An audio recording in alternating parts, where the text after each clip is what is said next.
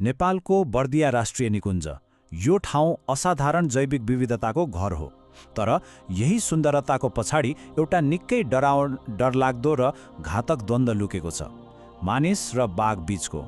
आउनुहोस् आज हामी यही विरोधाभासको गहिराईमा जाउँ। यहाँ एउटा गजबको विरोधाभास छ, हेर्नुस् त। एकातिर नेपालले बाघको सङ्ख्या बढाएर विश्वभरि नै प्रशंसा पाइरहेको छ, यो त संरक्षणको एउटा सफल कथा भयो। तर अर्कोतिर बर्दियाका स्थानीय बासिन्दाका लागि भने वास्तविकता एकदमै फरक र डरलाग्दो छ।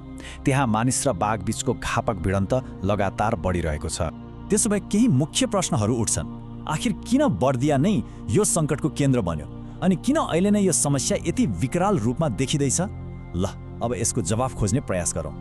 यो द्वन्द्वलाई राम्ररी बुझ्नका लागि हामीले दुई फरक संसारको टक्रावलाई हेर्नुपर्छ। बाघ र मानिस दुवै आफ्नो आधारभूत आवश्यकताका लागि सङ्घर्ष गरिरहेका छन् र दुःखको कुरा यही सङ्घर्षले उनीहरूलाई एक अर्काको बाटोमा ल्याइदिएको छ।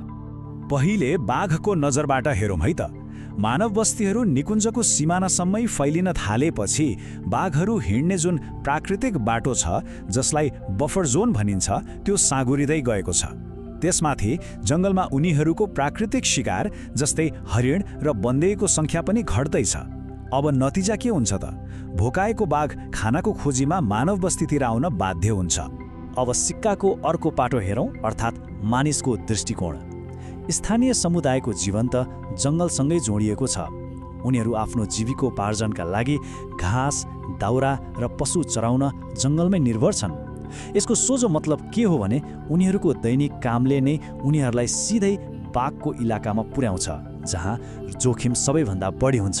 तर यो समस्या केवल बाघ र मान्छेको मात्र होइन, यो त व्यवस्थापन र सामुदायिक अभ्यासहरूमा भएको प्रणालीगत कमजोरीको परिणाम पनि हो, जसले स्थितिलाई झनै खतरनाक बनाइरहेको छ। यहाँ कमजोरीहरू दुवै तहमा देखिन्छन्। सरकारी तवरमा हेर्ने हो भने बफर जोनको व्यवस्थापन कमजोर छ। कसैको पशुधनको क्षति भए क्षतिपूर्तिका लागि महिनौँ कुर्नुपर्छ, अनि चेतावनी दिने प्रणाली पनि पुरानो भइसक्यो। त्यस्तै समुदायमा पनि खतरालाई सामान्य मान्ने एउटा अचम्मको प्रवृत्ति छ। पशुधनलाई असुरक्षित छोडिन्छ र सबैभन्दा जोखिमपूर्ण समय अर्थात् बिहान र साँझमा पनि जङ्गल जाने क्रम रोकिँदैन। यो भनाइले सुरक्षा उपायहरूको असफलतालाई एकदमै मार्मिक रूपमा चित्रण गर्छ। भाँचिएको बाढले त्यो कमजोर बफर जोनलाई जनाउँछ र भाँचिएको बाचाले मानव सुरक्षाको त्यो वाचालाई जनाउँछ जुन कहिल्यै पूरा हुन सकेन।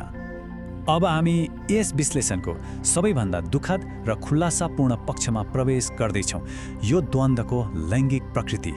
यहाँको तथ्याङ्कले एउटा चकित पार्ने सत्य बताउँछ। बर्दियामा बाघ आक्रमणका शिकार हुनेमा अधिकांश महिला र किशोरीहरू छन्, र यो कुनै संयोग होइन। त्यसो भए एउटा महत्त्वपूर्ण प्रश्न उठ्छ, किन महिला र किशोरीहरू नै यसको असमान शिकार बनिरहेका छन्? यसको जवाफ हाम्रो सामाजिक र सांस्कृतिक संरचनामै लुकेको छ। यसका पछाडि तीनवटा मुख्य कारणहरू छन्।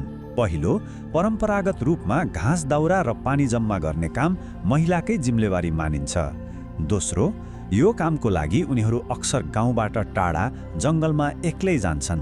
र तेस्रो, सबैभन्दा डरलाग्दो कुरा के छ भने घाँस काट्न निहुरिँदा उनीहरूको शारीरिक आकारले बाघलाई आफ्नो सामान्य शिकार जस्तै हरिणको भ्रम पैदा गराउँछ, जसले आक्रमणको जोखिम ह्वात्तै बढाउँछ। समस्याको गहिराई बुझिसकेपछि अब समाधानको बाटोतिर लागौँ। यहाँ मानव जीवनको रक्षा गर्न सकिने एउटा स्पष्ट योजना प्रस्तुत गरिएको छ, जसले आशाको किरण देखाउँछ। जीवन बचाउन सक्ने 5वटा मुख्य उपायहरू छन्।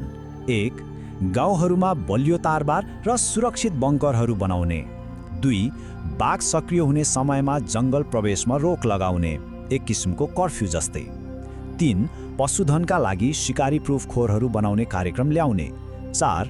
ड्रोन र साइरन जस्ता आधुनिक प्रविधिबाट वास्तविक समयमा चेतावनी दिने।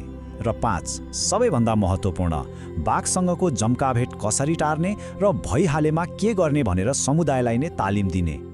यो स्लाइडले के स्पष्ट पार्छ भने हामीले हाम्रो दृष्टिकोण नै परिवर्तन गर्न आवश्यक छ।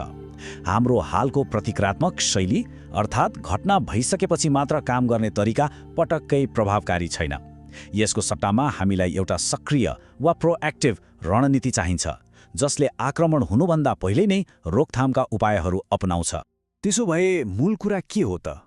सायद हामीले साँचो संरक्षणको अर्थलाई नै पुनर्विचार गर्नुपर्छ।